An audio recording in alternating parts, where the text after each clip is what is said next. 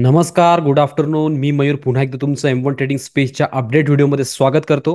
आजच्या अपडेट व्हिडिओमध्ये आपण बघणार आहोत की आज आपल्या सेटअप अकॉर्डिंग आपण ट्रेड कुठे घेतले आणि कुठे त्याला बुक केलेला आहे. आज 23 तारीख आहे आणि आज वर्षाचा बजेट पण होता 2024 आणि 2025चा. तर त्या अकॉर्डिंग आज एक्सपेक्टेड होतं की मोठी मुवमेंट देणार, बट जे एक्सपेक्ट केलेलं होतं त्या अकॉर्डिंग काही झालेलं नाही आहे. आणि आज मार्केटने चांगलीच व्होलॅटिलिटी क्रिएट केली. दोन्ही साईडनी जे एसएल होते ते हंट केले, बट न्यूज वगैरे आपण जास्त बघत नाही. जे आपल्याला सेटअप दाखवतो, जे आपला सिनारिओ असतो त्या अकॉर्डिंग आपण ट्रेड करतो. जे काय आहे ते आपण चार्टवरच रिॲक्ट करतो. तर सेटअप अकॉर्डिंग आज आपण कुठे ट्रेड घेतले, कुठे त्याला बुक केलेला आहे, डायरेक्टली बघून घेणार आहोत आपण चार्टवर. त्याआधी मी सांगतो की आज आपला एकच सेटअप ऍक्टिव्हेट झालेला आहे, जो की निफ्टीमध्ये होता. तर एकच ट्रेड आपण आज एक्झिक्यूट केलेला आहे. डायरेक्टली मी इथे निफ्टीचा चार्ट लावून घेतो आणि तिथे तुम्हाला एक्सप्लेन करतो एक्झॅक्टली आपली काय सायकोलॉजी होती आणि कशा प्रकारे त्याला आपण बुक केलेला आहे. निफ्टीची ओपनिंग स्लाइटली गॅप अप होती. फर्स्ट कॅन्डल यांनी बेरिश बनवलेली होती, डायरेक्शन डाऊन साईडचं दाखवत होतं. बट मी लाईव्ह मध्ये तुम्हाला कंटिन्यू कॉमेंट्री करत होतो की आज इव्हेंट आहे, बजेट आहे, तर त्या अकॉर्डिंग आपल्याला प्रॉपर जोपर्यंत सेटअप ऍक्टिव्हेट होत नाही, एक मोठी मुवमेंट येत नाही, तोपर्यंत आपल्याला काही करायचं नाही आहे. आणि जनरली जेव्हा पण कोणता इव्हेंट असतो किंवा न्यूज असते, तर आपण प्रॉपर जोपर्यंत ती न्यूज शांत होत नाही, एक डायरेक्शन येत नाही, तोपर्यंत आपण काही डिसिजन घेत नाही. तर ही जी मोमेंटम होती ही टोटली स्लो होती. आणि आजचा जो इव्हेंट होता, जो बजेट होता, तो 11 वाजताचा होता. तर ही जी मुवमेंट आहे ही झालेली आहे 11 वाजताच्या दरम्यान. बट इथे ऍक्टिव्हेट झालेलं नव्हतं, कारण की हा डायरेक्टली अपसाईडनी जात होता.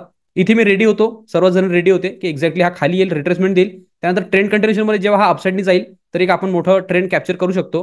पण त्यांनी तसं न करता फॉलो थ्रू नाही दिलं आणि कंटिन्यू एक मोठी कॅन्डल आली, व्होलॅटिलिटी क्रिएट केली आणि जेवढे पण इथे एसएल असतील त्यांना हंट केलं आणि वर क्लोजिंग दिलेली आहे. तर इथे पण डायरेक्शन नव्हतं की हा कोणत्या साईडला जाणार. त्यानंतर पुन्हा ही जी रेंज होती ह्याच्यामध्येच निफ्टी ट्रेड करत होतं. जेव्हा या कॅन्डलमध्ये ब्रेकडाऊन आलं, तर त्या दरम्यान या ब्रेकडाऊनवर आपण एक एंट्री एक्झिक्यूट केलेली आहे, कारण की प्रॉपर डब्ल्यूआरसी होती. पूर्ण रेंज जी आहे ही यांनी ब्रेकडाऊन केली आणि फास्ट मोमेंटम पण होतं. तिकडे ऑप्शननी पण चांगलं एक गेन दाखवलेलं होतं, एक स्पाइक लावलेला होता आणि वरच्या साईडनी प्राइस जी आहे ते होल्ड करण्याचा प्रयत्न करत होता. तर ह्या कॅन्डल क्लोजिंगवर मी ट्रेड एक्झिक्यूट केला आणि सेम कॅन्डलचा हाय मी एसएल लावलेला. कॅन्डल मोठी होती, बट ह्याच्याकडे जे स्पेस होता तो पण खूप मोठा होता आणि ऑलरेडी मार्केट पूर्ण एका रेंजमध्ये होतं. एक मोठी मोमेंटम आपण कॅप्चर करू शकतो, तो विचार करून मी ही पोझिशन एक्झिक्यूट केलेली होती. कारण की बजेटमध्ये जनरली मोठी मुवमेंट होते आणि मोठी मुवमेंट जर आपण एकदा कॅप्चर केलं तर वर्षभराचं जे पण प्रॉफिट आहे ते आपलं एकाच दिवशी खिशात येऊ शकतं. त्या इंटेन्शनने मी इथे एक्झिक्यूट केलेलं होतं. बट जेव्हा इथे एक्झिक्यूट केलं, इथे एसएल लावला आणि त्यानंतर मार्केट आपल्या साईडने डायरेक्शनमध्ये प्ले पण केलं. बट ज्या प्रकारे स्पाइक लागायला पाहिजे होते ऑप्शनमध्ये ते लागत नव्हते. प्राइसेस जे आहे ते होल्ड करत होते, डाऊन साईडने जास्त प्रेस होत होते आणि अपसाईडने जरा कमी जात होते. ह्याच्या मागचं रिझन असू शकतं की ऑलरेडी 2 दिवसापासून जे प्रीमियम आहेत ते हायर साईडने आहेत, वाढलेले आहेत, तर ते मॅनेज होत असतील, त्यामुळे ही मोमेंटम स्लो झालेली असेल ऑप्शन प्रीमियम मध्ये. तर तेच बघून जेव्हा इथे हा डाऊन साईडने आला, लो लावला आणि रिव्हर्सल झाला तर इथे ऑलरेडी हॅमर दिसत होतं आणि एक्सपेक्टेड होतं की जर हा वर गेला तर डायरेक्टली आपण कॉस्ट टू कॉस्ट येऊ शकतो किंवा जी पोझिशन आहे ते कॉस्टच्या पण खाली येऊ शकते. त्यामुळे मी इथे जेव्हा मार्केट पोहोचलं तर डायरेक्टली रिव्हर्सलमध्येच मी बुक करायला लावलं, कारण की ऑलरेडी प्रीमियम वाढलेले होते आणि जर का ते फास्टली खाली आले असते तर मग कॉस्टच्या खाली पण आले असते आणि मग तिथे रॅन्डमली आपल्याला लॉस बुक करावं लागलं असतं. त्यामुळे मी जे इथे सुरू होतं ते बुक करायला लावलं या लेवलवर. त्यानंतर तर टोटली ही जी मुवमेंट आहे हे टोटली व्होलेटाईल आहे.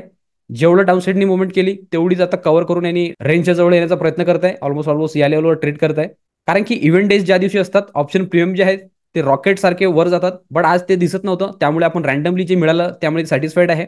मार्केट आज पण आहे आणि उद्या पण राहणार आहे, कंटिन्यू राहणार आहे. त्यामुळे मार्केटमध्ये आपल्याला टिकून राहणं गरजेचं आहे. त्या अकॉर्डिंग जेवढं मिळालं तेवढं आपण बुक केलेलं आहे. पूर्ण जेवढी पण कॉमेंट्री होती मी लाईव्हमध्ये तुम्हाला एक्सप्लेन केलेली होती. भरपूर जणांचे क्वेरी होते, ते पण आज आपण सॉल्व्ह केले. तुम्हाला माहिती आहे की आपण ऑप्शन बाईंगमध्ये सिरीज चालवतोय, जे की 30 डे चॅलेंजची ऑप्शन बाईंगची सिरीज आहे. तर ऑप्शन बाईंगमध्ये काय सायकोलॉजी पाहिजे, काय माइंडसेट पाहिजे, ते सर्व काही आपण लाईव्हमध्ये डिस्कस करतो आणि त्या अकॉर्डिंगच आपण डिसिजन घेतो. तर आज इव्हेंट असल्यावरही आपण आपल्या सेटअपवर लक्ष दिलं आणि त्या अकॉर्डिंगच आपण प्ले केलेलं आहे. तर इथे तुम्हाला निफ्टीच्या इंडेक्स चार्टवर समजलेलं असेल की एक्झॅक्टली आपण कशा प्रकारे ट्रेड घेतलं. यालाच मी पुन्हा ऑप्शन चार्टवर तुम्हाला एक्सप्लेन करतो की काय सायकोलॉजी तिथे ठेवली, कशा प्रकारे त्यांनी मोमेंटम दिलं आणि आपलं लवकर बुक करण्याचं रिझन काय होतं. तर इथे मी डायरेक्टली ऑप्शन चार्ट लावून घेतो. तर इथे ऑप्शन चार्ट मी लावून घेतलेला आहे. आपण जो बाय केलेला होता पुट साईडनी तो केलेला होता 24,300चा पुट. एक्झॅक्टली जी कॅन्डल आहे एक्झिक्युशनची ती ही कॅन्डल आहे, ह्याच्यामध्ये ही कॅन्डल आहे. जर याला आपण कॅल्क्युलेट करू आणि मार्क करून घेऊ एक्झॅक्टली कोणत्या लेवलवर आपण एंट्री घेतली आणि किती लेवल हा वर गेलेला आहे. तर इथे आपली ऑलमोस्ट एंट्री होती या लेवलपासून या लेवलपर्यंत यांनी आपल्याला टार्गेट दिलं. ऑलमोस्ट 90 पॉईंटच्या जवळपास यांनी आपल्याला टार्गेट दिलेलं होतं. बट याला जर आपण स्पॉटमध्ये बघू तर या लेवलपासून या लेवलपर्यंत यांनी ऑलमोस्ट 213 पॉईंटच्या जवळपास टार्गेट दिलेलं आहे. डेल्टा 5 अकॉर्डिंग पण जर याला आपण कॅल्क्युलेट करू तर 100 पॉईंटच्या वर यांनी टार्गेट द्यायला पाहिजे होतं. बट जी मुवमेंटम होती ती खूप स्लो होती, कमी होती. तर त्या अकॉर्डिंग हा जसंच खाली यायला लागला तर आपण बुक केलेला आहे या लेवलवर. कारण की एंडिंगची जी मुवमेंट आहे त्याला पण जर आपण कॅप्चर करू तर ते पण जर आपण कॅल्क्युलेट करून बघू तर या लेवलपासून या लेवलपर्यंत ऑलमोस्ट 60 पॉईंट डाऊन साईडने मोमेंटम केलं. बट इथे जर आपण याला कॅल्क्युलेट करू, तर ही जी मुवमेंट आहे फक्त आणि फक्त 12-13 पॉईंटची मोमेंटम दिलेली आहे. तर खूप कमी मोमेंटम होत होती. ऑप्शन बायर जे पण असतील त्यांना माहिती असेल की अशा मोमेंटमध्ये जे ऑप्शन्स आहेत ते रॉकेट सारखे वर जातात. बट तसं इथे काहीही दिसत नव्हतं. या एकाच कॅन्डलमध्ये यांनी मोमेंटम केलं आणि त्यानंतर टोटल ही स्लो मुवमेंट होती. त्यामुळे जसं हा रिव्हर्स झाला, तर ऑलमोस्ट या लेवलच्या जवळपास आम्ही बुक केलेला आहे. आणि त्यानंतर तर कंटिन्यू जो ऑप्शन प्राइस आहे ते डाऊन साईडने आली आणि आता ऑलमोस्ट डे लोच्या जवळ सुरू आहे. तर ज्या प्रकारे सेटअप अकॉर्डिंग आपण एक्झॅक्ट लेवलवर एंट्री घेतो, त्याच प्रकारे एक्झिट करणं पण खूप आवश्यक आहे. अदरवाईज मग अशा प्रकारे जर आपण फसलो, तर डायरेक्टली जी पोझिशन आहे ती लॉसमध्ये पण जाऊ शकते. हे आजच्या एक्झाम्पलवर तुम्हाला क्लिअरली दिसत असेल. जेवढं पण काही आहे टोटली आपण लाईव्हमध्ये डिस्कस केलं. सर्व काही तुम्हाला मी समजून सांगितलेलं आहे. होप करतो आजची पण लाईव्ह तुम्ही एन्जॉय केलेली असेल. तर इथे तुम्हाला निफ्टीच्या इंडेक्स चार्टवर आणि निफ्टीच्या ऑप्शन चार्टवर दोघांवर पण समजलेलं असेल की एक्झॅक्टली आपली एंट्री कुठे झाली आणि कुठे आपण त्याला बुक केलेलं आहे. पुन्हा एकदा तुम्हाला ऑर्डर बुकवर घेऊन जातो आणि तिथे दाखवतो की कोणत्या टायमिंगला आपण एक्झॅक्टली ऑर्डर पंच केला आणि कोणत्या टायमिंगला त्याला बुक केलेला आहे. तर ऑर्डर बुकमध्ये जर बघाल तर निफ्टीचा ट्रेड जो आपण डाऊन साईडनी एक्झिक्यूट केलेला आहे पी साईड, तो आपण एक्झिक्यूट केलेला आहे 12:20 तिथे मी निफ्टीचा 24,300चा पी बाय केलेला, तो बाय झालेला होता 230 मध्ये. आणि ह्यानंतर याला जे आपण बुक केलेलं आहे ते केलेलं आहे 12:32 24,300चा पी, तो आपला बुक झालेला आहे 304 मध्ये. तर आज बजेट असल्यावरही आपण खूप कमी प्रॉफिट बुक करतोय. मोमेंटम ज्या प्रकारे पाहिजे होती ती तर मार्केटने दिली.